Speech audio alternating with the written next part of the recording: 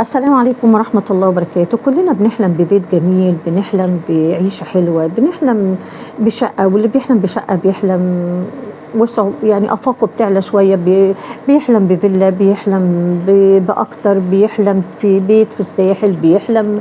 كل واحد بتبقى أحلامه زي ما هو بيتمنى.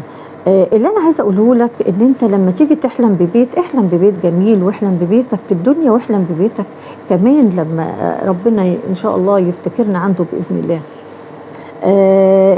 الحلم بتاعك اللي في الدنيا إنك تحلم ببيت حلو، إنك تحلم ببيت في وسط جناين، في جنينة، وتحلم ببيت إن كل أنواره حلوة، وتحلم ببيت إن عفشه حلو، في نفس الوقت احلم كمان بالبيت اللي إحنا هنروحه وهنفضل فيه إلى أن تقام الساعة، وإلى أن يعني ربنا سبحانه وتعالى إن الصحف بتاعتنا كلها كل واحد ياخد صحيفته. طيب هو إيه البيت ده؟ هو قبرنا، هو البيت ده اللي إحنا هنقعد فيه هو القبر بتاعنا.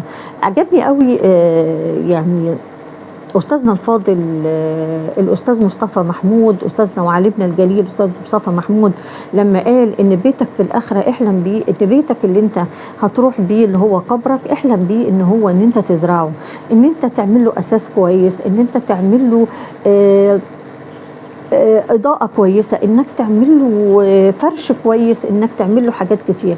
طب الحاجات دي هنعملها إزاي؟ هو القبر ليه مكان إن إحنا نفرش ليه مكان إن إحنا نفرش فيه فرش حلو، ليه مكان إن إحنا ننزل ستاير فيه تبقى حلوة، وورد حلو، وزرع حلو، وكل حاجة.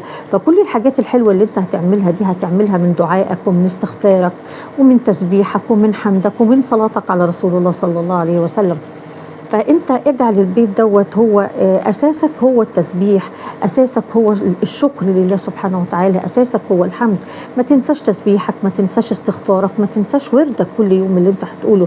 هو ده الأساس اللي انت هترميه في القبر اللي احنا هنقعد فيه إلى قيام الساعة. هنقعد فيه قد إيه؟ هذا الله أعلى وأعلم. قعدنا فيه 100 سنة، قعدنا 200، قعدنا 300، إلى أن يبعثنا الله سبحانه وتعالى كلنا.